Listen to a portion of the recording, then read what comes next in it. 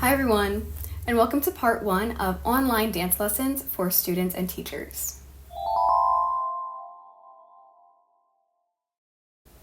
Before we start, let's just take a moment for the cow fit.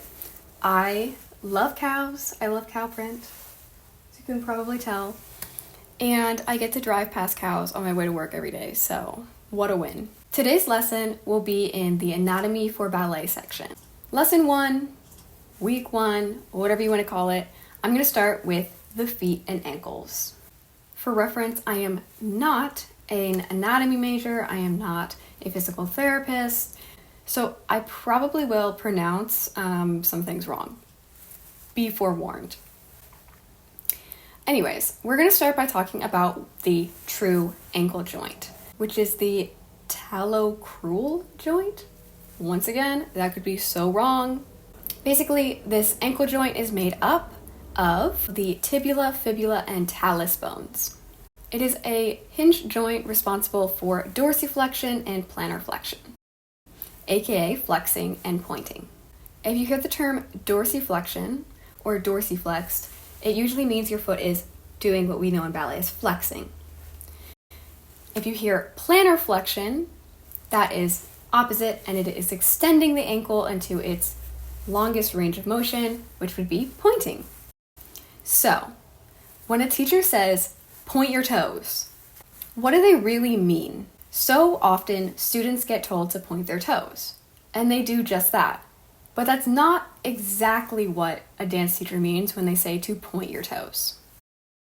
What we really mean is to extend and point your ankle and your toes. Your toes should actually not be curling or curved at any point. The goal is actually to keep your toes themselves decently straight. What really is pointing or curving is obviously your arch, which will be different for every person, and your ankle. So why is pointing your ankles and not curling your toes important in ballet? Well, for one, pointing your toes and ankles continues the line of your leg. Ballet is often about creating beautiful lines, and you don't want the end of your line to be like. Secondly, if you aren't pointing your ankles and you're only pointing your toes, that can lead to knuckling of the toes. This can build up tension in certain areas of the ankle and foot, and also it just doesn't look that great.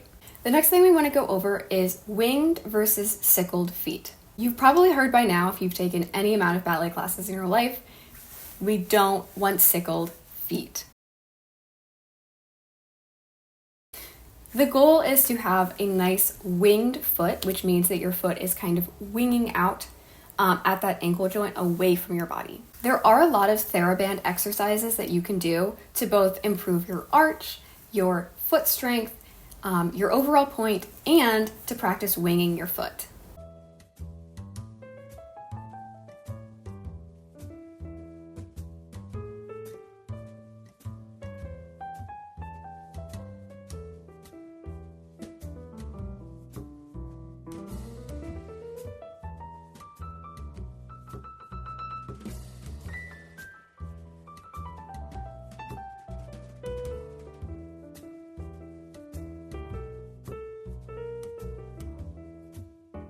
The next thing we're going to go over is ankle alignment.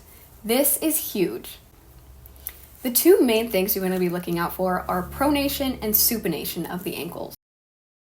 Pronation might also be called rolling in,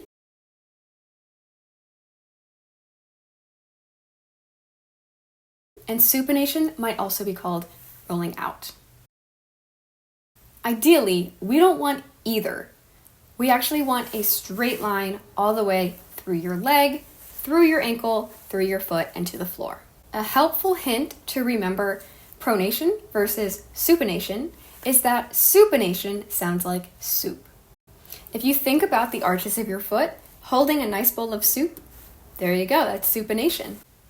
I highly encourage anyone who's watching this video or maybe wants to teach their students about this to encourage the class to experiment on their own for a little bit.